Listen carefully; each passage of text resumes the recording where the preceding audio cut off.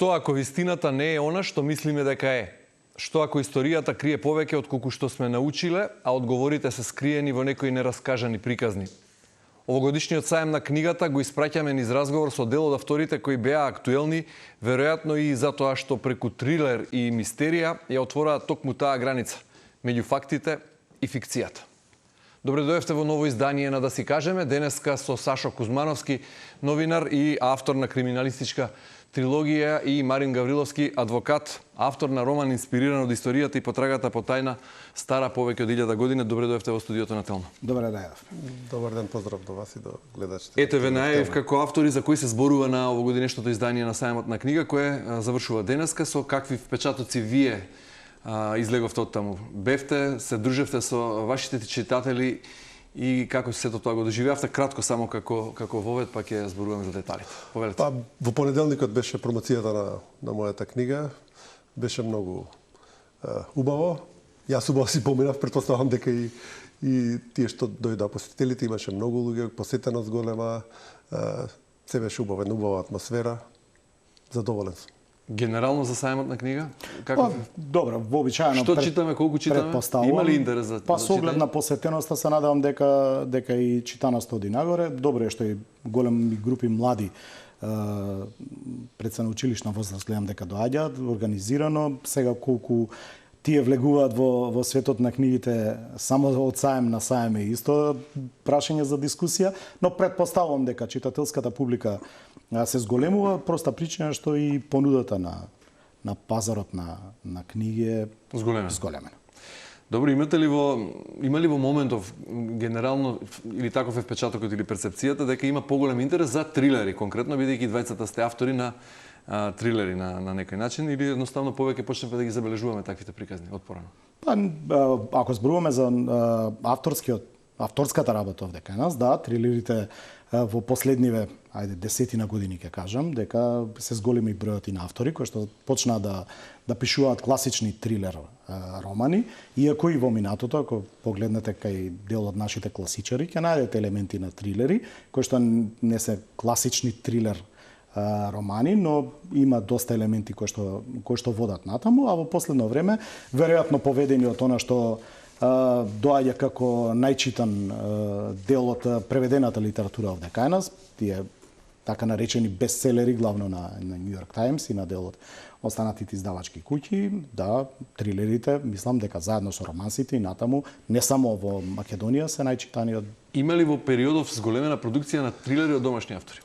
Па не би рекол дека тоа некаква хиперпродукција, но има автори кои се појавуваат полека и си го бараат своето место, веројатно во низата на автори. Ете, можеби еден од нив е Марин Гавриловски, адвокат со долгогодишна кариера, кој направи промоција на неговиот прв роман Златниот ангел се вика.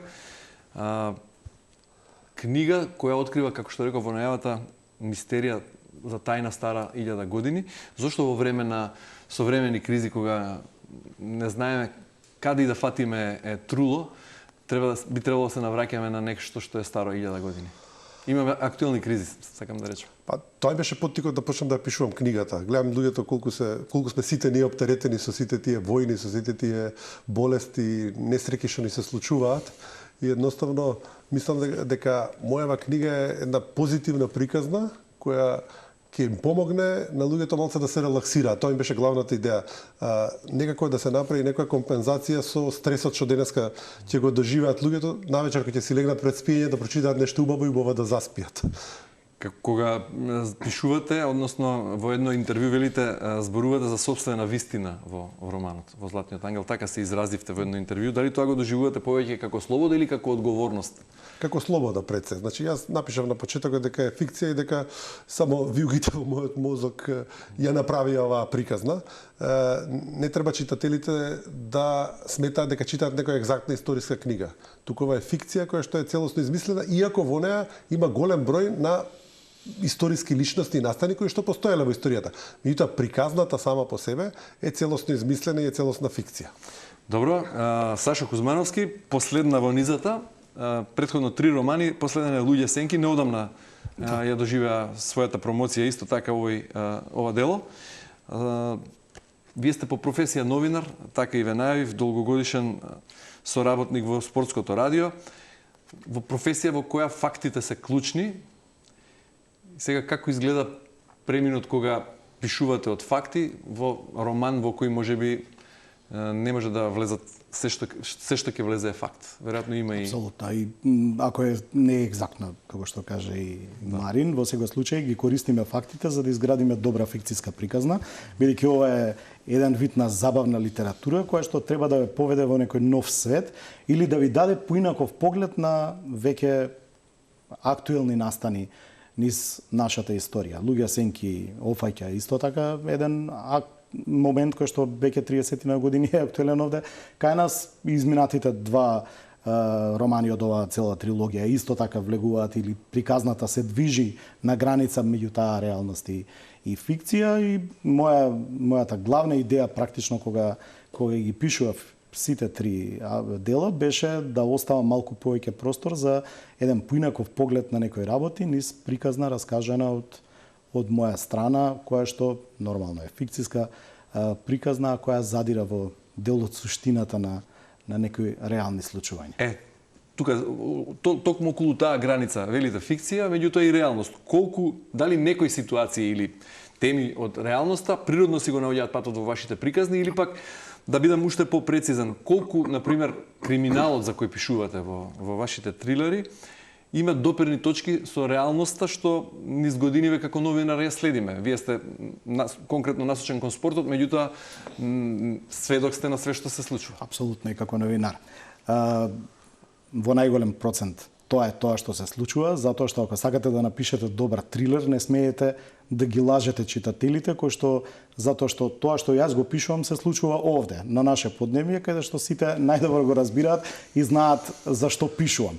Не е нешто што би можел да го сместам, не знам, на Алпите или не знам каде што мал процент на оние кои што се наши читатели можеби биле и можат тоа дословно да го проверат, а ова се работи кои што заеднички ги живееме. Затоа не можете премногу да ги лажете во наводници, затоа што тоа нема да биде веродостојна приказна, нема да биде прифатена така како што треба да биде прифатена. Морате да се движите во граница на она што е наше обкружување и наше случување, она што ние го живееме. Да, велите не можеме да ги лажеме читателите за да имаме добар трилер. Гридовски вели сака да ги опушти, да ги релаксира од стресот кој го живееме сега.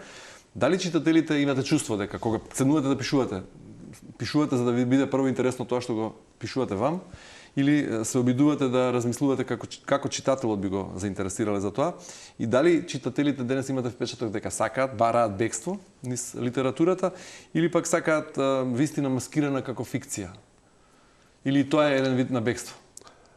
Па јас мислам дека кога јас почнав да ја пишувам книгата, бидејќи почнав да ја пишувам затоа што ми дојде да ја пишувам, не правив истражување претходно па да се подготвувам него едноставно одлучив да земам да ја пишувам книгата без да водам сметка дали тоа ќе им се допадне или не на читателите, со надеж дека ќе ги поттикне кога ќе читаат малку и самите да земат да истражуваат. Бидејќи во колумните кои што ги пишував претходно се случуваше да ме сретнат луѓе и да ми речат не знаев јас дека тоа се случило, па земав го проверував, го гледав. И сакав на некој начин ставив многу историски настани, многу историски личности и сакав луѓето кои што можеби се помалку познати во нашата историја и сакав да ги поттикнам луѓето малци тој дел да го истражуваат самите.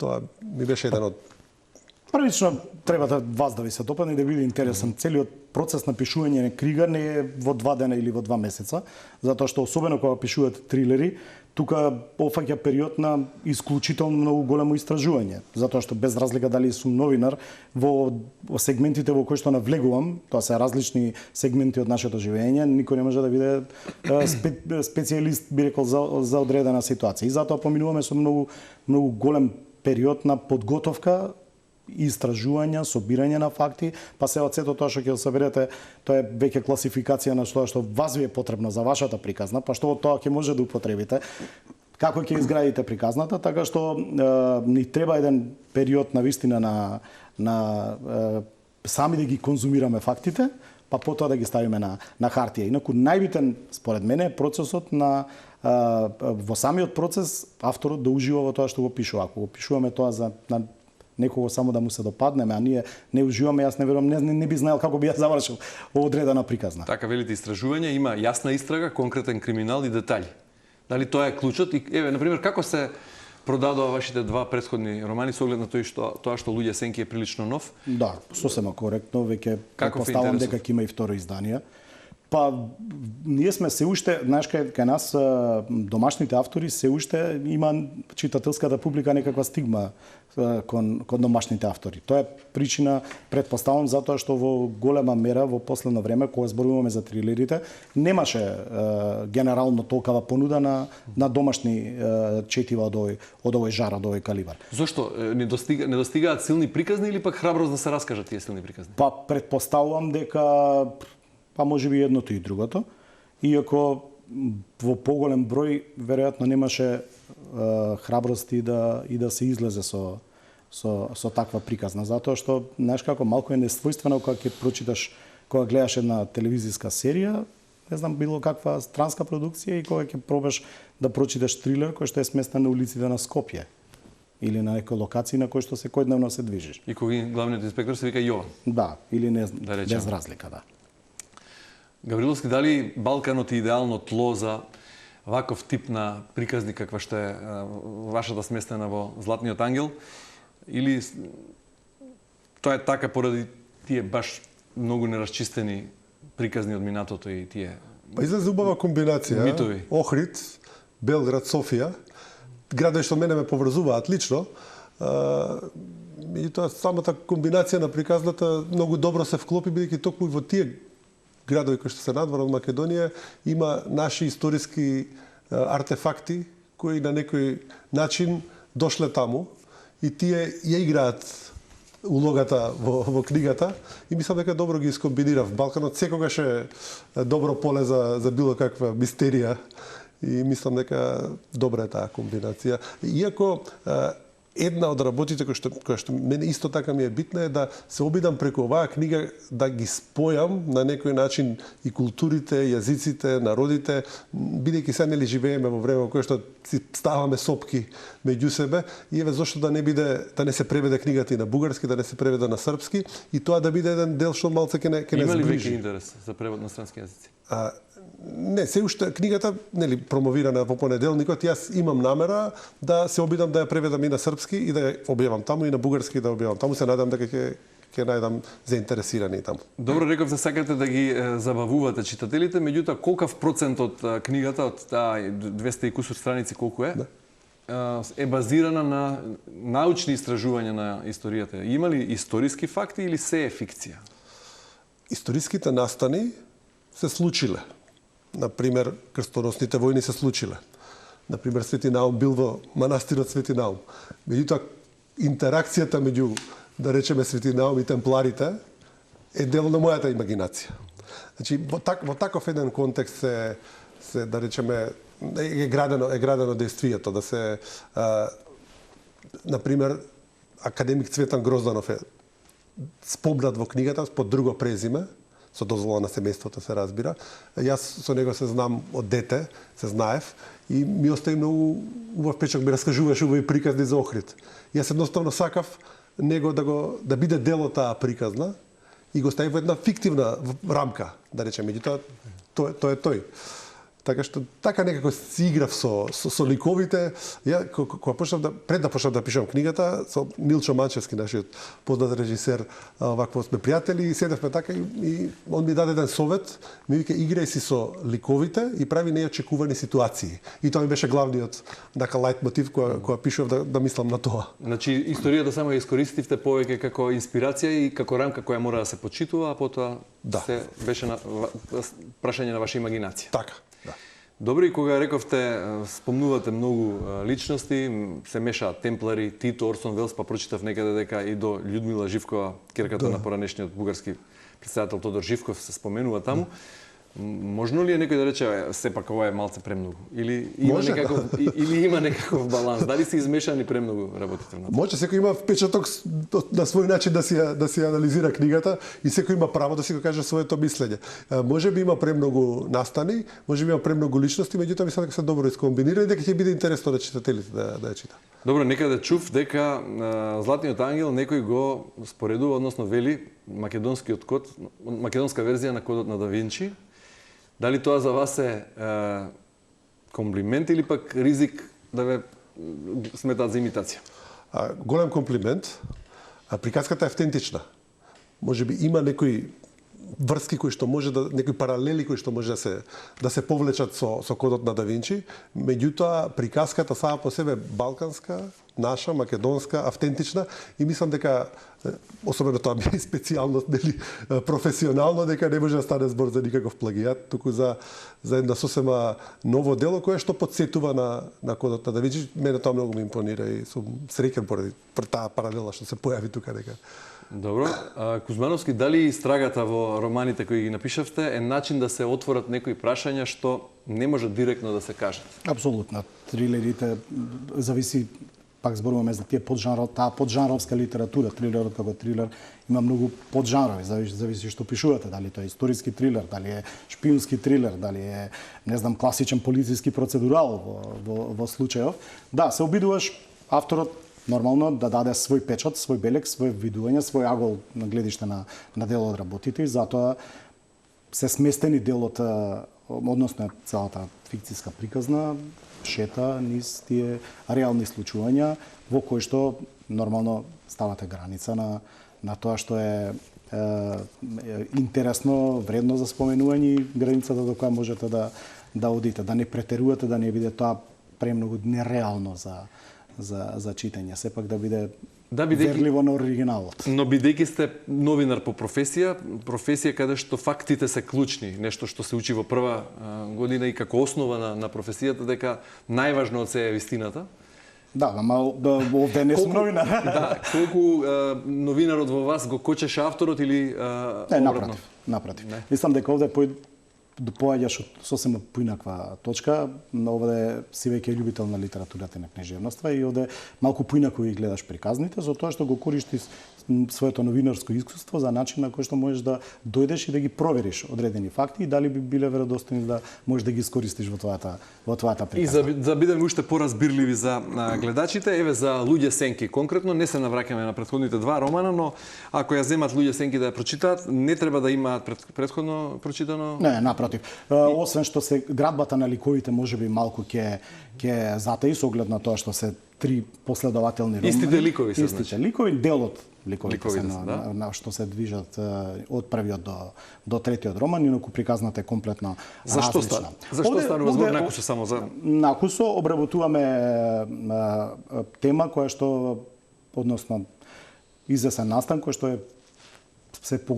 е погоден во периодот на атентатот на председателот Глигоров. Приказната влече корени 95-та години, почнуваме од 95-та, приказната доаѓа до 2008 година и паралелно се движат два настани во кои што се би рекол испреплетени истите ликови кои што се уат и таа 95-та и 2008. Читателот добива впечаток дека е дел од истрагата, дека е истражител или само наблюдувач на нешто што се случува? Со оглед на тоа што е пишувано во трето лице, има ораторско дејство на пишување, така што веројатно секој како ќе успее да навлезе при самото читање. Дали тие што ќе решат да ја прочитаат, ќе разберат нешто ново, ќе научат нешто ново, ќе дознаат нешто што досега не го знаеле за дел од нашата современа историја? Па, еве јас и ти веројатно влеговме веќе во години, но доста ни е далечен тој период на атентатот на Глигоров. Се присеќаме на секој 3 октомври, нели? Да, само се присеќаме, но и јас кога собирав материјали за да почнам да го работам ова дело, најдов многу работи кои што и за мене беа новитет. Сепак во тоа време бевме поприлично млади. Без разлика што и тогаш работевме новинарство. Може да се открие накусо само што е најголемото сознание или она што вас како автор најлично ве Види, не сакам да играм со податоци кои што ќе отворат некакви муабети за тоа, бидејќи 30 години таа тема не е затворена. Не можев ни јас да ја затворам во мојата книга. Јас само ја искористив за да опишам некој нов детај. Што е непознато, за трилерите во принцип спойлерите не се добри, затоа што ја уриваат приказната на читателот и затоа не би сакал да откривам. Мислам дека тие што ќе ја читаат најдобро ќе влезат во неа. Инаку има доста работи, сега јас не знам кој колку е навлезен во таа проблематика, ќе најдат интересни работи. И од времето на 95-та и развојот на истрагата на атентатот во годините потоа. До таа 2008 каде што е сместено главното дејство на книгата. Добро, Гавриловски, еве и за Златниот ангел така накусо, во кој период е сместена, освен што се навраќаме на мистерија стара 1000 години, и локациите ги спомнавте, зашто малку по-конкретно се работи во Златниот ангел и што до која вистина би дошле читателите ако ја прочитаат книгата? Става за една, да речеме, двослојна приказна, една што се случува во сегашноста и повеќе што се случуваат во минатото, кои што се паралелно испреплетени во действието. Книгата почнува во Охрид, кога главниот лик Андон во куќата на својот дедо ќе најде еден пергамент кој што понатаму ќе го води прво во Белград, потоа во Софија. Во Белград ќе се случи едно изненадување од романтичен карактер, да го наречеме, и со различен број на повеќе перипетии кои што низ патот ќе ми се случуваат, повторно ќе се вратат во Охрид, каде што на крајот ќе откријат тајната на Златниот ангел. Понатаму, ако продолжам, може ќе откриете тајната. Да, ќе откриам и јас, па нема да биде добро за читателите. Добро, и повторно се навратам на споредбата со Ден Браун, односно на колку влијанието на светски автор е поттика, колку ризик да се загуби автентичноста и да се... Јас бев фасциниран од книгата Кодот на Да Винчи, кога излезе. Беше една многу интересна приказна, многу длабока, многу повеќе слојна. И секако ми беше поттик да направам нешто слично, меѓутоа пак не во смисла на тоа да се копира, туку во смисла да биде автентично и да биде наше. Ја мислам дека тој дел на автентичноста ја прави моја книга посебна во тој поглед дека не може да стане збор за некоја копија, туку за сосем една автентична наша приказна која што е на некој начин слично интересна и интригантна како и приказката за Кодот на Да Винчи. Кога го прашав Кузмановски како ги балансира во себе двете професии, односно она што му е основа новинарството како професија, кога влегува во други чевли како автор, како го балансира тоа за да го погоди балансот помеѓу фикцијата и она што се факти, како вие, како човек кој доаѓа па од друга професија, но исто така правото е исто нешто што бара прецизност и аргументи. Да. Како вие тука го балансирате тоа? Адвокатот Марин Гавриловски нема никаква врска со авторот. Едноставно се исклучував, јас генерално мислам дека се исклучував воопшто од светот. И самиот како да навлегува во приказната. Сакав да едноставно да надворешното влијание да нема никакво влијание врз пишувањето. И сето тоа што се случува надвор, да речеме, сето што е актуелно и на дневно ниво, да не ми влијае. Затоа и книгата ја пишував ноќе, кога моите ќе си легнат, ќе стивнат возилата по улиците и во тишина, во мир. Тогаш полесно го гасите адвокатот за да... Да, адвокатот гледам околу 3 часа да го изгасам.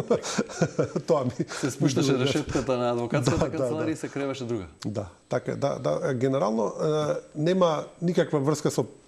Може би концизноста на пишувањето, бидејќи романот е напишан релативно концизно, не ода многу така да кажам лево-десно во експликации, и тука евентуално може да се најде некоја мала паралела со, бидејќи пишувањето на адвокатски текстови е екстремно прецизно за да се постигне ефектот и многу време треба да се стигне до тоа да се научи тоа така да се пише, да не се расплинуваме многу. И мислам дека тука малце може евентуално да се најде некоја мала паралела. Бидејќи нема време, не достасав на промоцијата на вашата книга, не знам кои беа промотори, ја дадовте ли на увид, кои се рецензенти? Што вели, има ли некоја име од позвучно име од македонската книжевност што го прочита вашиот роман и што кажа нешто, во критика во она или во онаа насока? Мене беше прва прва книга и прво ми беше прашање како тоа да го изведам. Првите две глави ги дав на луѓе што ги знам да ги прочитаат. Ми беше најголемиот страф ми беше, тоа мене ми се случувало кога сум читал книги, туку книгата не ми се допадне, некако запне и ја оставам, не ја читам. И се идејата, тогаш беше најголемиот страф беше со мојата книга тоа да не се случи. И на почетокот ја дадов на неколку луѓе да ја прочитаат и ми дадоа некои совети. Меѓутоа кога ја завршив книгата, кога почнав да пишам, мислев дека и завршената ќе сакам да ја дадам на луѓе да ја прочитаат, меѓутоа одлучив ова да биде само мое дело, само онака како ја што сум сакал да излезе, да не примам никакви совети од друга страна, кои што би оделе во насока да треба да ја менувам содржината. И одлучив да биде само Марин Гавриловски и ова е исклучиво мое дело, исклучиво моја имагинација, без претходно да ја дадам финалната верзија, да ја прочита некој. Што рекоа издавачите, беа одушевени од прва, заинтересирани да ја публикуваат? Да, од прва беа. Јас во првиот издавач каде што отидов, со нив имав некоја соработка од претходно и немав некоја калкулација кој издавач додам и бидејќи со нив соработката со нив ми беше со Топер ми беше многу добра и отидов кај уредувачкиот одбор чукнав на врата само позитивна оценка и ми реков дали ќе сакате да ја издадете книгата. Им пратив неколку делови од книгата и брзо се јавија и многу лесно се понатаму се одвиваш. Кузмановски, до која страница една книга треба да го заинтересира читателот? Или е кризата да се остави? Зборуваме за различна тема на пишување. Трилерите како жанр, ако не ја воведат во првите две глави, претпоставам дека никој нема да продолжи да ја чита. Затоа што дејството и она што сакате да го постигнете ефектот на заинтересираност кај читателот, треба да го направите во првите 2-3 глави. Доколку тука нема ефект, не знам дали тоа ќе биде некаков пролог вовед во настаните кои што понатаму ќе ги разработувате, многу тешко оди. Инаку кога спомна критиката, жанрот трилер се уште не е сериозно сватен од кај нас и се уште немаме адекватна критика на тема, затоа што се уште постои некаков јас кога е во прашање на таа класична литература и трилери кои што се појавуваат, кои што се уште ги сместуваат на полиците со еден исклучително вулгарен термин треш литература, кој што почнува многу да ми пречи во последно време, и тоа од луѓе кои што долги години се занимаваат. А гледаме дека таа треш литература практично во моментов е можеби и главната иницијална каписла за младиве да почнат нешто да читаат. И сепак начинот на кој што се создаваат книгите се далеку од треш литература и затоа наистина мислам дека неопходно е во што поскоро време да добиеме и сериозна критика на овој вид на жанровска литература. Но и тоа се добива, треба да си произлезе само од себе и од продукцијата и од... Тешко успеваме да влеземе во групата на луѓе кои што со години се занимаваат со оваа работа, затоа што велам повторно трилерот е сместен таму некаде на маргините, иако во последните 10 години доживува вистинска експанзија. Не зборувам само за литературата, тука гледате и ТВ продукцијата, и филмската продукција. Зошто е тоа така, ако со задоволство има голем број љубители на трилер серии? Веројатно треба да ги прачате книжевниците. Тие што се по локација. Веројатно структура, градба на дело, не знам. Но има ли интерес кај публиката? За трилери? Тие се најчитаните од македонски автори. И од македонски во последно време, да. Ако зборувавме за моето прво издание Афера во музеот на пари 2021, ќе ви речев дека се уште тоа е нешто, би рекол, лабаво, се уште неосетно, а еве во последните 60 години, па еве и на сајмот на книга кој што се уште трае, кога ќе погледнете кои штандови, кои се најпродаваните делови, да земете да направите испитување по издавачките книги, прашете ги кои им се најпродавани книги на сајмот на книга. Тоа се во прв ред трилерите, предпоставувам тука се романсите кои што никогаш не загубиле на интерес кај читателската публика и нормално класичарите кои што и тоа ме радува што во последно време класиците се навистина добиваат на цена и релативно можеби во последно време и нема таков печаток на од кога видов дека наши издавачки куќи почнаа да и реобјавуваат класици и тоа и од светски, од домашни имиња, забележувам дека навистина се враќаат во мода, ќе кажам, дури кај помладата публика, што навистина ме радува. Добро, и двајцата имате сериозни професии и долгогодишни. И сте релативно успешни во вашите основни професии. Што беше мотивот да се пробате во авторство, да се обидете да станете писатели? Финансиски мотив или? Не, финансискиот мотив веднаш ставите го на страна. Овде во оваа наша дејност И во Македонија веројатно тешко се живее. Па во Македонија во се тешко се живее, од ова веројатно најтешко затоа што пазарот е тој. Не Дали можете тогаш да се можеби основата на мотивот лежи да преку вашите дела кажете нешто што не сте успеали или не сте можеле или сте биле цензурирани или сте имале автоцензура да кажете нешто што не сте можеле како новинар и како адвокат? Не, тоа мене мотивот ми беше желба да се создаде нешто. Да се креира нешто позитивно, што ќе создаде позитивна енергија и на луѓето ќе направи да се чувствуваат добро кога ќе прочитаат книгата. Таа желба да се шири позитивната енергија во време во кое што е сиво и црно и во кое што само негативни работи слушаме. Кај мене, ако конкретно ме прашуваш, главниот мотив беше да видиме како може едно трилер четиво да го сместиме на домашен терен. Јас така почнав таа 2000. Значи повеќе истражувачки мотив. Истражувачки мотив и можеби мал пркос на тоа што никој не се осмелуваше да направи класична трилер приказна или барем јас не успеав да најдам во тоа време некој домашно добро домашно трилер издание. Некаква таква криминална приказна дека веќе зборуваме бидејќи може и да не е класичен крими трилер, една криминална приказна на домашен терен, затоа што и ние го живееме тоа што го живеат останатите. И кај нас криминалот наликува на оној кој што е надвор од нашите граници, без разлика каде да го гледате, дали на телевизија или го читате во книга. И ако треба токму сега на гледачите што не следат да им со неколку збори да им објасните зошто треба да ја прочитаат Златниот ангел или Луѓе сенки, или еве и мене како ваш домаќин денеска да ме убедите која книга прво да ја земам и зошто? Претпоставам од она што и разговаравме со Марин, станува збор за две сосема поинакви приказни, една историска фикција во која што Марин не води и еден класичен полициски процедурал или крими трилер, кој што повторно е сместен, можеби не врзува тоа затоа што ние работиме овде на домашен терен. Да.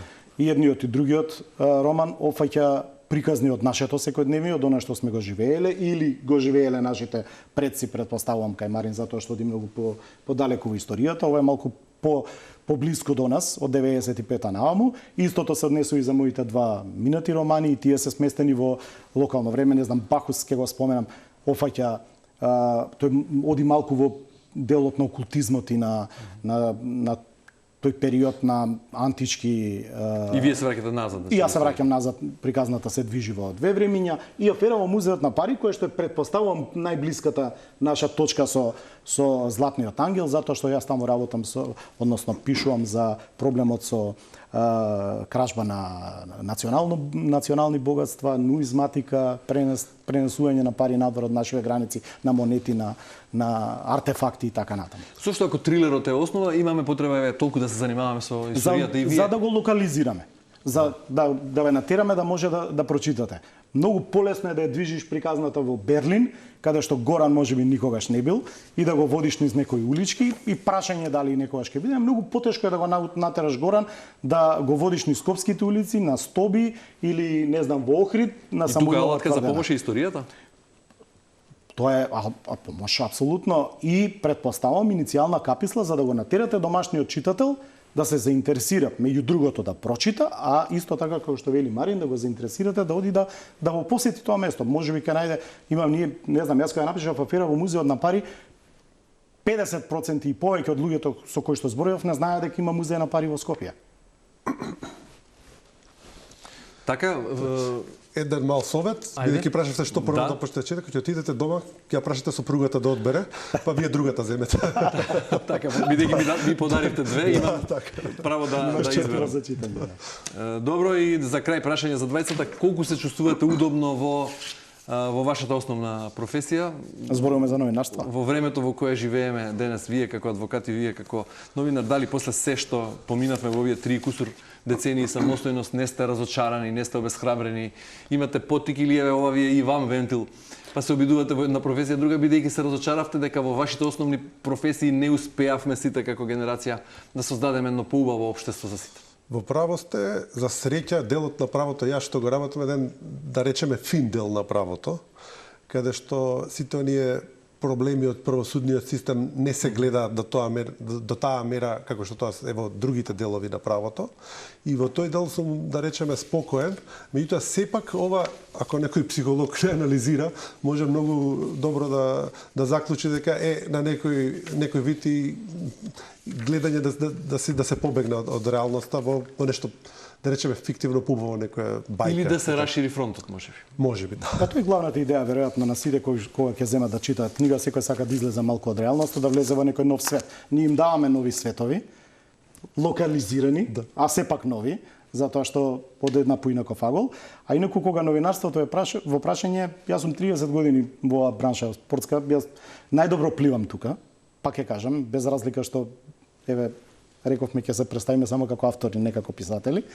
Ние најдобро пливам, јас искрено најдобро пливам и многу ми е како спортски угодно новинар. Како спортски новинар, без разлика што да веќе се чувствува тој проблем на потреба од нови млади кадри кои што се помалку ги има, затоа што го споменав тој на еден друг разговор, денеска младите многу повеќе новинарството го практикуваат преку социјални мрежи, а тоа не е новинарство. Сите сакаат да бидат инфлуенсери, а не новинар. Ама не е тоа суштината на новинарството.